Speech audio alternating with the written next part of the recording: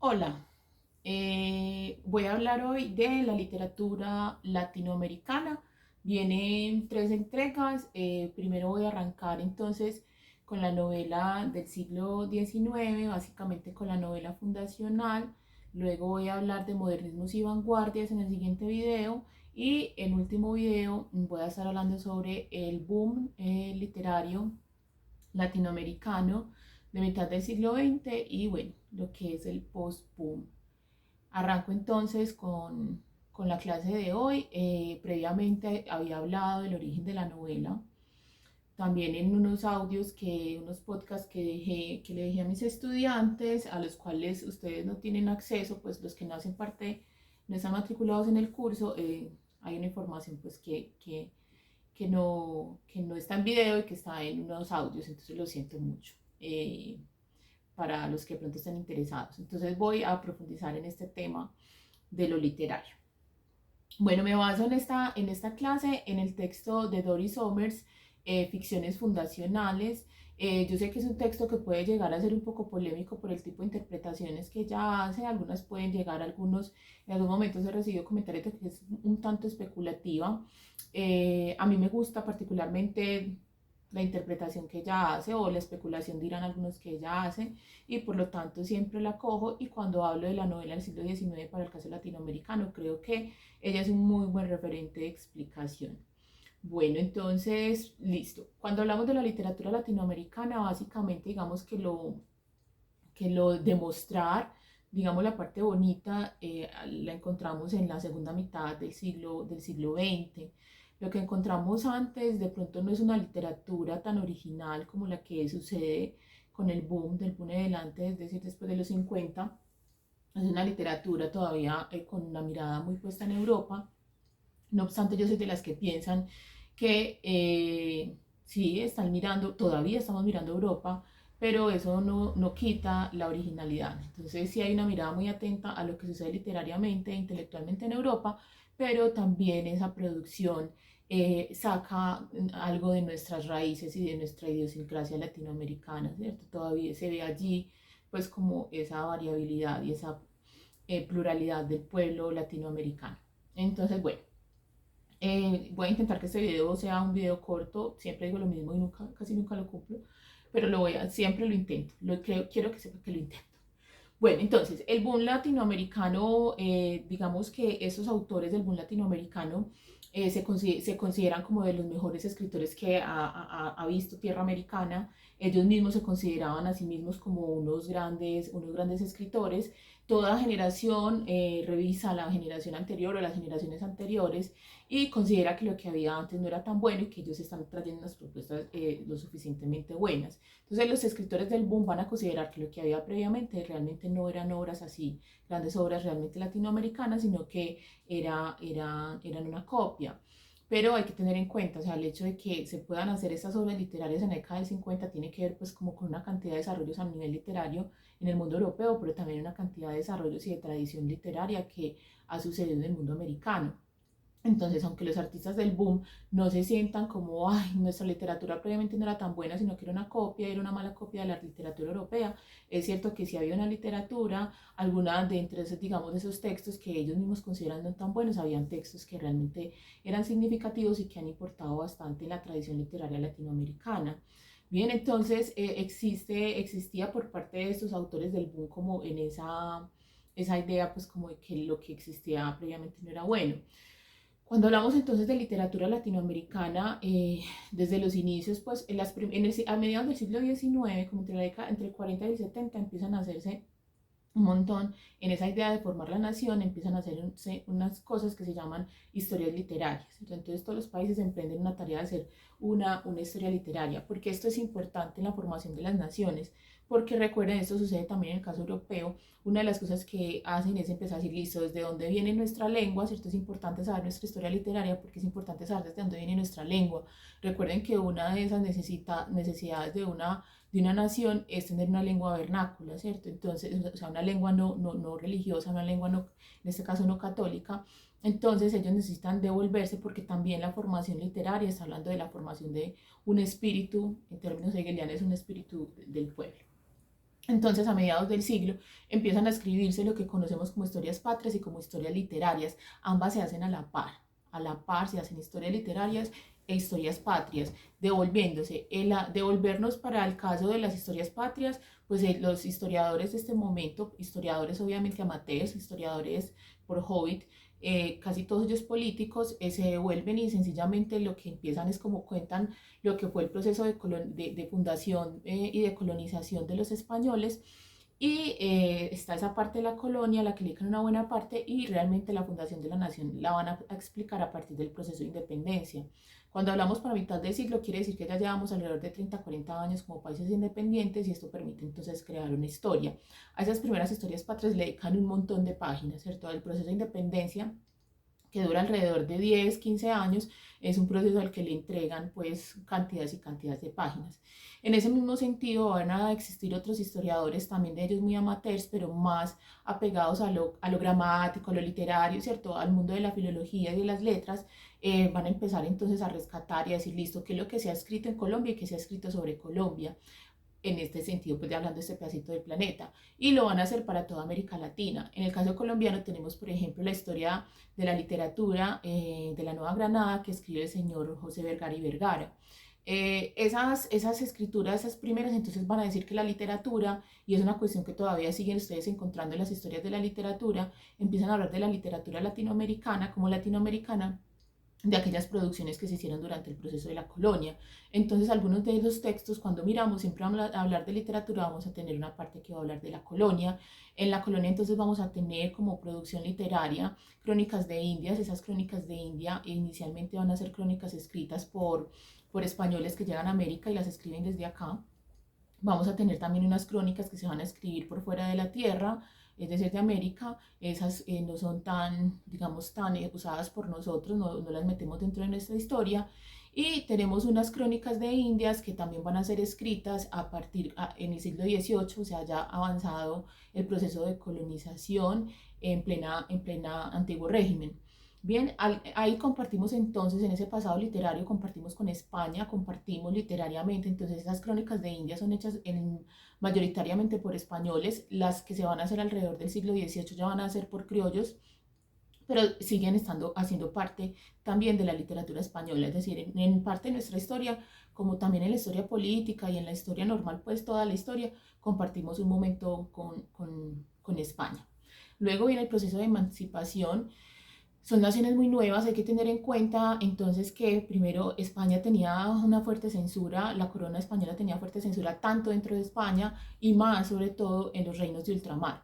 Entonces, mucha de la producción literaria que existía en el mundo europeo, incluso europea, española del siglo de oro, es mucha de la producción que a nosotros no nos llega por censura, ¿cierto? Hay una necesidad de mantener esas ideas, de esa intelectualidad un poco reprimida para el caso de los reinos de ultramar. Ahora, con la llegada de la independencia, obviamente empiezan a llegar libros. A nosotros si nos llega esa literatura, se sabe, pues, lo he dicho muchas veces, hay trabajos como el de Renan Silva de los Ilustrados de la Nueva Granada, donde se muestra, y también hay para el caso mexicano, donde se ha demostrado históricamente que nosotros sí leíamos en América y que muchos de esos libros entraban por contrabando. Bien, era como un narcotráfico, pero era un bibliotráfico. Y entonces sí tenemos unos hombres ilustrados que han tenido contacto con la literatura del mundo europeo. Esa literatura del mundo europeo, pues en ese momento es una literatura que está entregada pues también en forma de libro y en forma de prensa. Hay que dejarlo también claro. Bueno, con la independencia entonces, a partir de 1810, 1820 y punta, nosotros empezamos entonces a formarnos como estados nacionales y por lo tanto empezamos en la búsqueda y ya tenemos la libertad, cierta libertad, para tener imprentas y poder circular libros y periódicos. Eso no arranca de una, eso no es que dada la independencia inmediatamente nosotros abrimos el comercio del libro y se crea la industria editorial. No, la industria editorial latinoamericana es del siglo XX, es bastante tardía en comparación de la industria editorial, por ejemplo, inglesa o francesa, incluso que la española. Entonces, nosotros realmente empezamos con las publicaciones de muy pocos textos. La primera novela latinoamericana es El Periquillo Sarmiento, una novela de 1816, publicada por, ay, a mí siempre se me olvida, me van a disculpar, yo tengo pésima memoria, publicada por este señor que se llama José Joaquín Fernández de Lizardi. en 1816. Tengo más memoria para las fechas que para los libros y que para los nombres. Listo, se publica la primera, esa es considerada la primera novela latinoamericana, mm, realmente pues como de los países emancipados. Bien, es una novela todavía muy inspirada en la tradición y en la cultura española, pues todavía nosotros tenemos bastantes rasgos de ello. Se puede decir que es una novela de estilo picaresco, todavía digamos estamos como en el siglo XVIII. Empieza sobre todo en esa primera mitad del siglo XIX a darse una poesía, una literatura de carácter poético, más que todo poesía, no tanto novela. Nuestra producción novelística es realmente muy pobre en el siglo XIX, el siglo XX va a ser el siglo de la novela en el caso latinoamericano. En el siglo XIX no tanto, entonces empezamos sobre todo, somos muy poéticos los latinoamericanos, entonces casi que si ustedes miran lo que va a ser, por ejemplo, todo el siglo XIX, incluso el modernismo y las vanguardias, van a ser bastante del mundo poético más que del mundo novelesco. Bien, entonces esa es nuestra primera novela y realmente la producción más importante novelística se va a dar después de la segunda mitad del siglo XIX y esta novela va a surgir durante el proceso del romanticismo. Entonces el romanticismo es una corriente literaria, un movimiento literario, también filosófico y político, que empieza en el mundo europeo, básicamente en Alemania y también en Inglaterra. Ese romanticismo entonces lo vamos a tener a finales del siglo XVIII en el mundo europeo, es decir, durante todo el proceso de las revoluciones burguesas, va a durar más o menos hasta la mitad del siglo XIX, ¿ok? Entonces tenemos ese romanticismo que a nosotros nos llega. En 1830 ya nosotros tenemos los primeros románticos. Uno de nuestros primeros románticos va a ser colombiano, que es el señor José, se me olvidó, es Caro, pero es que es el papá, José Eusebio Caro, perdón, casi es que lo confundo con el hijo.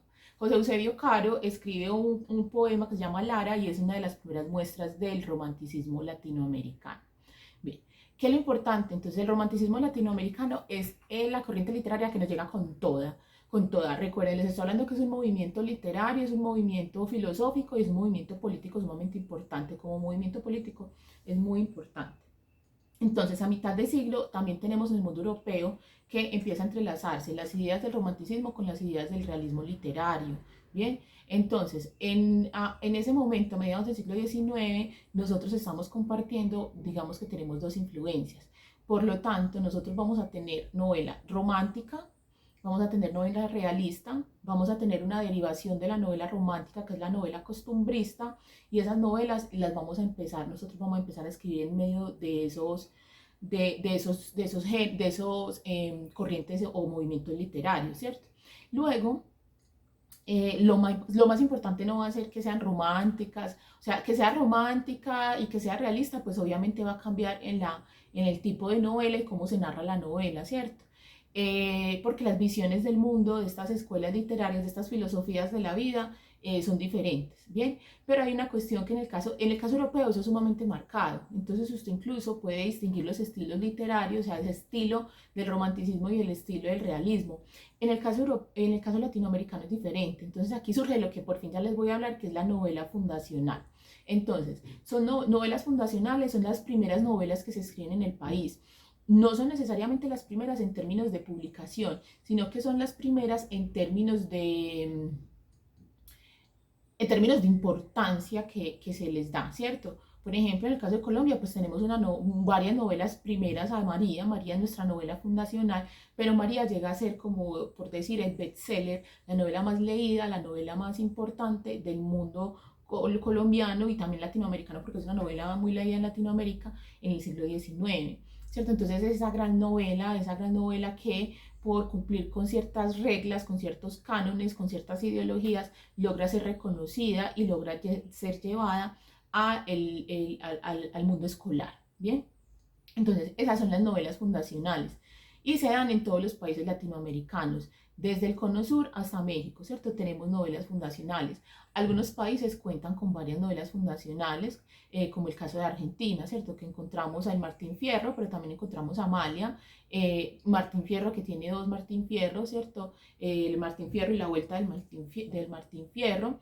Y tenemos varias novelas, ¿cierto? El Matadero también es como considerada, de Echevarría también es considerada como parte de las novelas fundacionales argentinas. Es decir, son esas primeras novelas, esos primeros relatos novelísticos importantes y por razones canónicas, básicamente.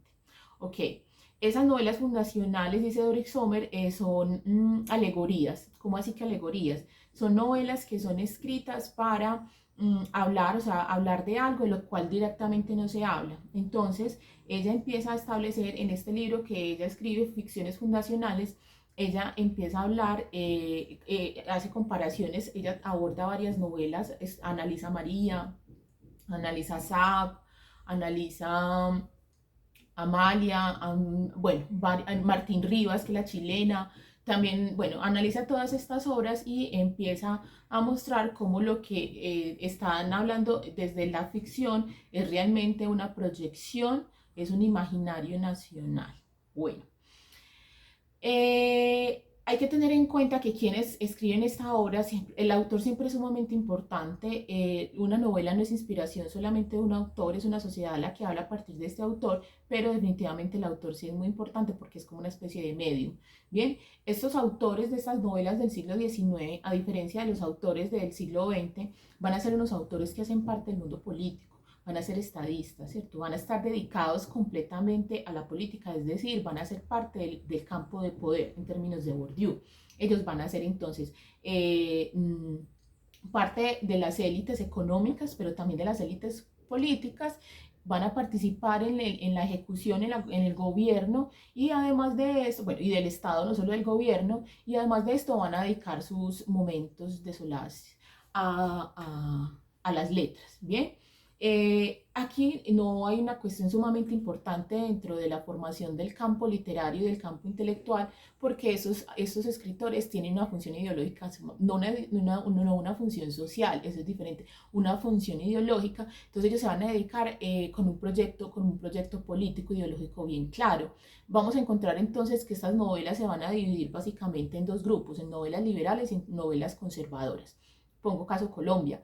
Entonces tenemos una novela, Manuela, una novela de corte liberal, y tenemos María, una novela de corte conservador, ¿cierto? Manuela se escribe en 1857, es decir, 10 años antes de María. María sale en 1867, es decir, que por si fuera por ser la primera novela, realmente sería Manuela.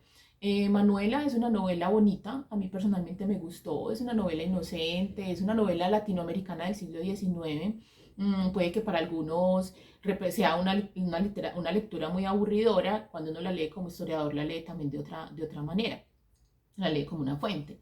Entonces es una novela pues donde se habla, es una novela encasillada o más o menos que marca el proceso histórico de la división entre gólgotas y draconianos en Colombia. Ese es otro tema, otra clase, otro curso, pero es un momento histórico de la división del Partido Liberal a mediados del siglo XIX y también obviamente hay una participación de conservadores. Es decir, la solución de la novela como una alegoría es siempre de carácter, ahí en esta novela es de carácter liberal.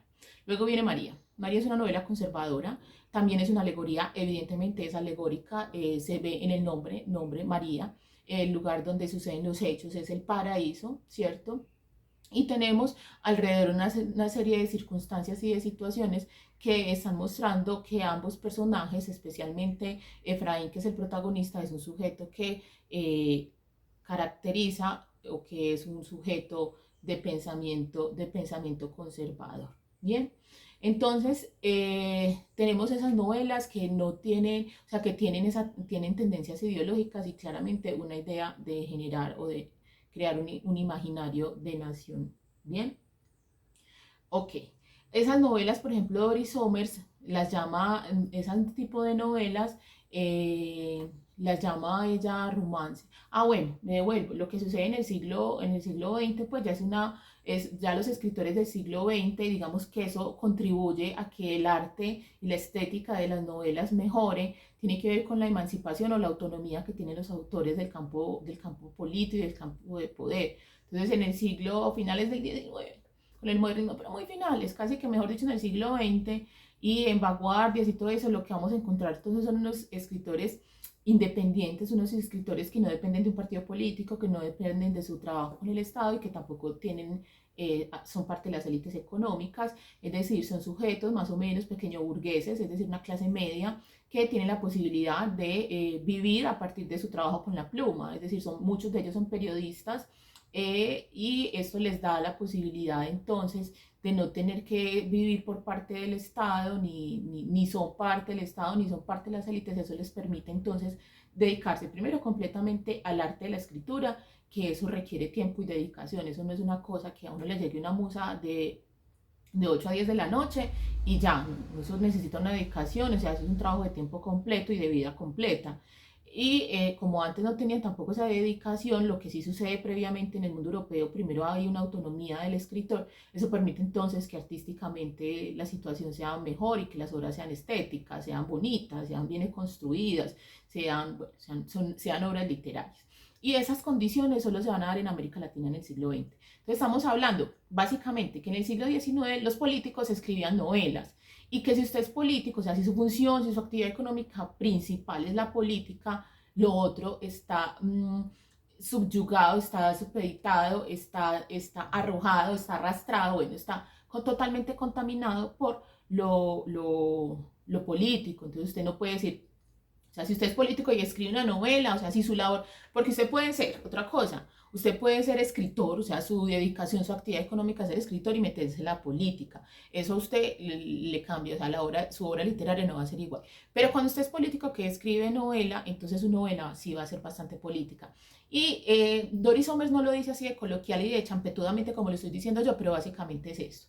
Pero entonces ellos no pueden, o sea, porque ellos no pueden ir hablando como, ay, listo, voy a escribir una novela y voy a hablar de política. Si usted hace eso, pues al público se le va a aburrir, ¿cierto? Nadie le va a leer esa novela, nadie le va a leer eso, ¿cierto? Porque no todo el mundo lee ensayos. ¿Qué sucede?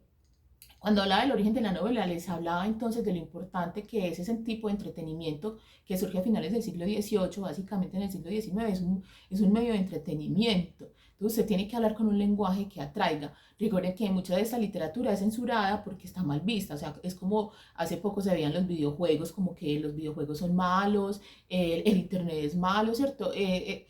Igual con la novela había esa satanización de que eran malas, las novelas, ya lo había dicho, estaban prohibidas por parte de la iglesia y algunos estados también, algunos gobiernos las prohibían. Entonces la novela era como un placer oculto.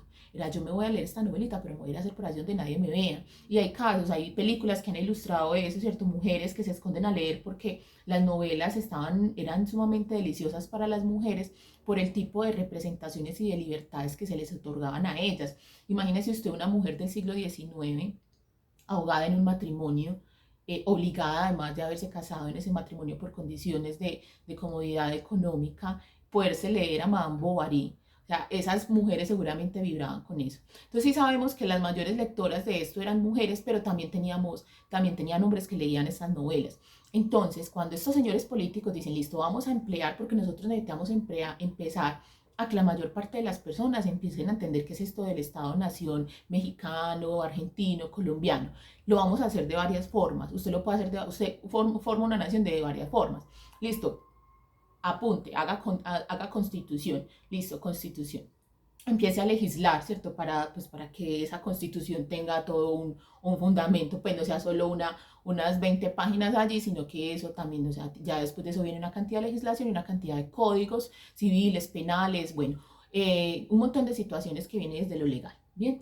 Pero es que usted no le puede llegar con todo ese mamotreto de leyes al pueblo. Entonces vienen dos proyectos sumamente importantes en la formación de la nación.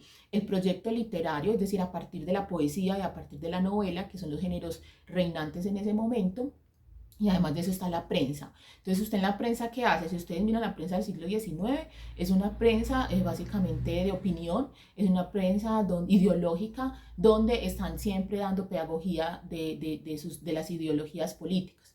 Y alguna de esa prensa incluye, no toda, incluye una literatura de tipo poesía, ensayo, también incluyen pedazos de novelas, empiezan a incluir comentarios literarios. Entonces, todo esto empieza a formar esa idea de nación. Pero de todo esto, lo más agradable es poder leer la novela, es generar novela. Entonces, la novela se convierte en ese, como en la televisión, como en el internet del siglo XIX. Entonces, usted lo que tiene que hacer es empezar a esas niñas, a esas jóvenes y a esos jóvenes que están leyendo la novela, empezar a hablarles de qué es ser un buen colombiano. Entonces empiezan a salir los personajes de esta literatura. Yo sé que la mayoría hemos padecido. Yo siempre pregunto en clase y desgraciadamente, bueno, yo no sé, es que la educación colombiana es como tan regular. Bueno, no toda, pues, pero sí.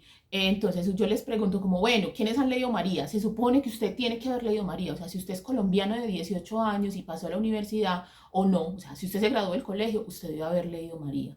María es el texto canónico, es la novela. Esa y Cien años de soledad son las novelas más importantes de la literatura colombiana. Y usted, o sea, usted se las tuvo que haber leído. Si no se las leyeron, bueno, puede ser que tuvo un muy buen profesor de español que consideró que no era apropiado para su edad leerse esa novela, y eso lo que iba a hacer era cagarle el amor a la literatura. Es que la palabra es esa, muy grosera y todo, pero esa es la palabra. O era un profesor, no sé, muy malo, ya el otro extremo, muy malo, que ni siquiera tenía idea y no le dio importancia. Yo fui profesora de colegio, y cuando fui profesora de colegio, yo puse a leer María y puse a leer Cien años de soledad. Yo sí creo que uno a los 14 años puede leer Cien años de soledad, pero uno tiene que saber cómo lo lee y sentarse con alguien que medianamente lo entienda un poquito. Cuando eso sucedió, pues yo estaba todavía muy jovencita, estaba recién graduada de historia, no sabía nada de literatura, pues sabía lo que había leído, pero sí era muy inquieta. Y cuando me sentaba con mis estudiantes que eran de noveno, nos poníamos a leer y yo les iba guiando. Y puedo decirlo porque me lo han dicho todavía cuando los veo, que les encantó, o sea, les encantó ese acercamiento a la literatura. O sea, no es vaya, léalo y deje así, sino listo, porque uno como colombiano tiene que leerse este tipo de cuestiones. Entonces, vuelvo, siglo XIX, María, es una novela donde aparecen dos personajes, bueno, aparecen muchos, voy a poner cuatro. El primer personaje, obviamente, en el siglo XIX hay una recurrencia de poner los nombres de las novelas con títulos los títulos son de mujeres, ¿cierto? Miren, les he mencionado a Amalia, está María, Manuela, Cumandá, ¿cierto? Ingermina, son nombres de mujeres, ¿cierto? Entonces hay una importancia sobre el rasgo femenino, que en ese momento es entendido como lo delicado, como lo sensitivo, no como lo guerrero, no como lo bárbaro, no como el macho, no, sino necesitábamos unos personajes delicados, unos personajes sensibles para fundar la nación. Y se les empieza a asignar entonces a las mujeres, del siglo XIX es el siglo mariano también. Es el siglo que después de la restauración europea, ¿cierto? Después de todo lo de Napoleón, a las mujeres se les empieza a dar una importancia muy grande dentro del mundo católico. Y María entonces se convierte en el ideal a seguir de las mujeres. Entonces las mujeres se convierten en eso, se convierten en una María, en una madre. Bien, la madre, esa es la que educa a los ciudadanos, o sea, el papel de la madre es sumamente importante. Es decir, la mujer ahí es un ciudadano cívico sumamente importante. No es que se ignore, ella no es un ciudadano político, no puede votar, no puede ser elegida, pero ojo, es sumamente importante dentro de la fundación de los estados nacionales. Entonces, miren, María tiene ese nombre, o sea, es María. O sea, María, la María de la novela María, es una virgen, es una santa mujer, es una buena mujer. Uno no entiende por qué se muere, uno no entiende por qué Isaac la mata, si es una buena mujer, pero sí tiene un peso, tiene una carga, ella es judía, es judía. Entonces eso es una carga muy fuerte, ¿cierto? Ella es sucia, ella aunque quiera y ella se convierte, y aunque sea una muy buena persona, ella tiene una carga que la antecede, que es bastante fuerte y que termina matándola porque ella muere por una enfermedad, además de carácter genético. Bien, tenemos a Efraín, bendito sea mi Dios. Efraín es un sujeto ideal, es el colombiano ideal, ¿cierto? Un hombre estudioso, un hombre juicioso, un hombre respetuoso, un hombre que sobre todo en lo respetuoso, o sea, no solo con la mujer, no solo con María, Con los esclavos también es muy respetuoso y amoroso, sobre todo es respetuoso con la figura del padre. Entonces vemos, durante toda la novela no aparece tanto como uno pensaría, pero la figura siempre está ahí, ¿cierto? Es como ese personaje detrás de bambalinas, allí ese personaje que es una fuerza sumamente poderosa es el padre, y el padre es el que se encarga de que realmente entre ellos dos no se consolide la unión marital, que entre ellos dos no pasen a la alcoba, ¿cierto? Entonces, ese paternalismo, ese padre autoritario es sumamente importante, aunque aparezca como un padre amoroso, porque uno no puede decir que el papá de María es un pelle, pues, que es una cosa horrible, no. Es un padre, es autoritario, pero también es un padre amoroso que hace las cosas por tu bien, ¿cierto? Es de ese tipo de papás, aunque sea por tu bien, es incluso prohibirte y aplazarte la posibilidad del amor. Bien. Tenemos además, en la novela de María no aparece nunca jamás aparece un indígena, es invisibilizado, entonces estamos hablando de una novela que está hablando de la nación colombiana, que es una alegoría de la nación colombiana, es decir, el paraíso es Colombia, ¿cierto? Entonces, ¿quiénes aparecen en esta ficción? Pues aparecen todos blancos, ¿cierto? Blancos. Está María, María es judía, pero es blanca. Está Efraín, está el padre, ¿cierto? Y ahí están las hermanas. Bueno, hay más personas por allí, pero son los personajes importantes. El indígena nunca aparece, completamente invisibilizado. Aparecen los negros. Esa parte es sumamente importante. Dentro de la novela Jorge Isaac nace en parte de lo que hoy es el Chocó, ya, pues, pero pues, en ese momento era el estado soberano del Cauca. Entonces, Isaac de pronto yo realmente no recuerdo aquí, pero yo sí me imagino que él tuvo un fuerte contacto con el mundo, con el esclavismo, y por eso queda relatado también en su novela. Más o menos en la mitad de María aparece una narración de dos esclavos, ¿cierto? Son dos esclavos de los cuales Efraín cuenta la historia. Los negros en esta novela nunca hablan, eso también es un rasgo sumamente racista, esta novela es bastante racista. Entonces aparece el esclavo que no habla, el esclavo no tiene voz, y cuentan su historia. Ella es una princesa africana y cuentan cómo se da pues entonces todo este proceso de la esclavitud de ellos dos. Es incluso una historia que se ha sacado de la novela y se ha contado sola porque se permite contar sola. Pero lo importante de todo esto no es la historia, sino el hecho de que el negro no tenga la propia voz para contar su historia, sino que sea contada a través de la voz de Efraín. Bien, entonces tenemos esa es María, pues no les voy a contar la novela, estoy haciendo un rápido y ligero análisis sobre María. Interpretaciones de María se han hecho muchas, hay muchos estudios sobre esta novela porque son sumamente importantes, pero entonces en resumidas cuentas lo que uno puede ver en María es una novela que está contando cómo es el sueño de la nación colombiana de Jorge Isaac. En este momento Jorge Isaac ya es conservador, ¿cierto? Entonces, esa es una alegoría. Hay otras alegorías, ¿cierto? Latinoamericanas muy hermosas. Particularmente hay una cubana que a mí me parece genial, es hermosísima. Es la novela Zap de Gertrudis Gómez de Avellaneda, una mujer escritora del siglo XIX. Y Zap es una novela sobre un negro, sobre un esclavo cubano. Este esclavo se enamora de su ama es una mujer blanca, una mujer cubana blanca, obviamente pues de ascendencia española, y ahí sí les voy a hacer alerta de spoiler porque yo me imagino muy pocos se le irán a leer, y si se la van a leer, yo imagino que se la leen porque realmente les interesa la literatura y no la historia, no la historia pues que hay en esa novela. Entonces es un negro, ese negro representa al mundo cubano, representa a Cuba como Estado-nación. Cuando esa novela se escribe, Cuba todavía hace parte del mundo español, o sea, todavía no se ha independizado. Bien, pero ya hay una esencia de lo que ya hay nacionalistas, ¿cierto? Ya hay gente que se considera cubana diferente a lo que son los españoles. Entonces, esa va a representar el pueblo cubano, y está entonces otra parte del pueblo cubano que es una mujer blanca. A la isla, ¿cierto? Llega un inglés, un rubio inglés, muy interesado en el dinero, interesado en la fortuna que tiene ella, no me acuerdo el nombre de ella.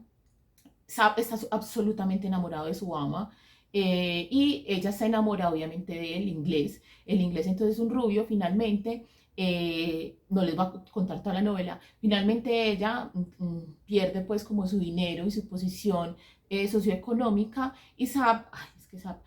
Y SAP, alerta spoiler, SAP entonces se gana la lotería, él compra la lotería y se gana la lotería, y como ve que su ama está tan llevada y está tan triste porque se le parte el corazón de que este inglés la deje, obviamente Gertrudis no va a ser tan obvia a poner un norteamericano, pone un inglés, pero sabemos que representa el hombre mono, el hombre rubio blanco. ¿Listo? Entonces SAP le regala el billete de lotería a la ama para que pues mejore su condición económica y así pueda hacer su sueño. La historia de SAP es una novela muy corta, es una novela muy bella, yo realmente recomiendo que se la lean, no la conté toda, miren a ver qué sucede al final, qué sucede con el protagonista, pero entonces ahí también estamos hablando de una alegoría. Tenemos, por ejemplo, en el caso de Amalia de José Mármol, Argentina, 1851, donde, al igual que el matadero, a ver, en este momento en el mundo argentino, en las primeras décadas de la década del 30 del siglo XIX, en Argentina, tenemos un señor que es Juan Manuel de Rosas, dictador, uno de los grandes dictadores latinoamericanos, y este señor tiene una dictadura impuesta allí. Listo, entonces en la fundación del Estado-Nación argentino vamos a ver en todas sus obras fundacionales esa dicotomía entre civilización y barbarie. Efectivamente, en Amalia lo vamos a encontrar. Amalia es un mamotreto como de 800 páginas, es muy grande y es una novela de carácter político, es una novela política, esa es muy política porque el autor ingresa constantemente, las novelas del siglo XIX son así de hartas, en muchas de esas novelas el autor ingresa a dar pues su discurso ideológico y entonces se vuelve muy cansón. Hay momentos, además que esta es una novela política, así la han designado algunos estudiosos, entonces él se mete mucho a hablar, entonces si uno edita Amalia terminaría con una novela de 300 páginas, sin necesidad de tanta cháchara del autor, pero bueno, que me disculpen ahí los que no están de acuerdo. Bien, es una novela que está hablando, pues, o sea, está hablando de esos dos grupos, de un partido europeizante y un partido que realmente está aferrado como a la tradición argentina, esos van a ser considerados como bárbaros, ¿cierto? Entonces es como una lucha entre la civilización, que es Buenos Aires, y la barbarie, que es todo lo que hay afuera. Bien, en otros términos, es la lucha entre federalismo y centralismo, ¿cierto? Buenos Aires queriendo ser el centro de todas las provincias y las provincias intentando tener cierta soberanía y cierta independencia frente al centro. Entonces ahí está esa dicotomía. Rosas va a ser parte de esa dicotomía histórica que realmente se presenta en la Argentina y que va a estar representada en varias de las obras. La podemos ver en el Martín Fierro y lo podemos ver también en el caso de El Matadero de Echevarría. Tenemos en el caso chileno una novela que se llama Martín Rivas, una novela hermosa de Alberto Blesgana, y es una novela pues un poco más parecida a las europeas, pero también trata de reconciliar lo que es la provincia con Santiago, ¿cierto? Como incluir. En conclusión, estas novelas latinoamericanas fundacionales buscan hacer una alegoría de la nación, pero siempre proponiendo una solución. Todas esas novelas hablan del mestizaje, de la unión de las provincias, de unir estos pueblos latinoamericanos, y por eso crean unos personajes sumamente típicos, unos personajes que finalmente van a ayudar, unos personajes que van a colaborar a que en el imaginario de esas personas entre la idea de lo que es ser un buen chileno, un buen argentino, un buen colombiano. ¿Listo? Bueno, estas son las novelas fundacionales. En el próximo video voy a estar hablando del modernismo. Entonces, estas novelas, muchas de ellas son románticas, realistas, muchas de ellas son copias muy malas, muchas de ellas son novelas históricas tipo Pocahontas, ¿cierto? Muy tipo René y Atala, que se vuelven a la colonia para hablar de esos buenos y bellos personajes que eran los salvajes, pero que igual había que blanquearlos. Todas las novelas hablan entonces de la necesidad que tiene América Latina del proceso de mestizaje.